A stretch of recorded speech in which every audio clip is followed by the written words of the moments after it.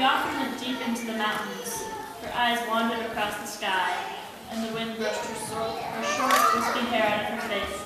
She was smiling now, free to dance. She skipped along a while. The flowers were closed, but their ceaselessly glowed gloriously from within in the fair moonlight. Her eyes still shone, for her the night had begun.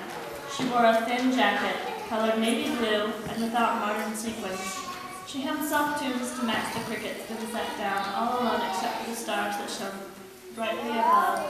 The paler lights of the city were no match for this. She could breathe now. Sitting down, she slightly widened her eyes.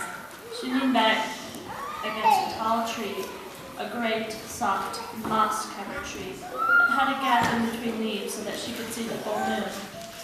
No telescope, just the natural eye. She heard the whisper of a small animal darting around near her fingers. She heard it squeak a bit. Then she tried mimicking that same squeak, always utterly failing and chuckling to herself quietly. She had a soft chuckle that wouldn't bother the animals around her. She listened a while more, feeling the rich earth in her fingers. She breathed deeply, letting the night sink in. She heard the soft call of an owl bound for another tree.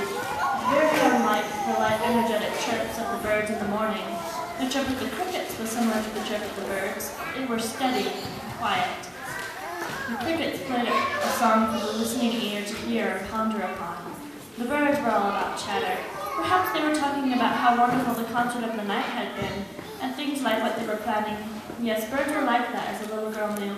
They could talk for hours, then they began flying around and gathering things or just soaring for the enjoyment. Crickets, however, loved to play their quiet songs.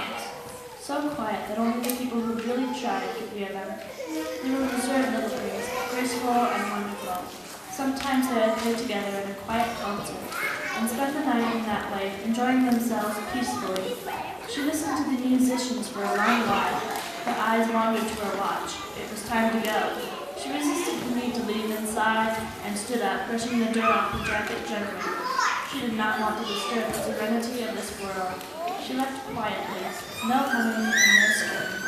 She took her shoes off and walked barefoot the cool grass for a little while.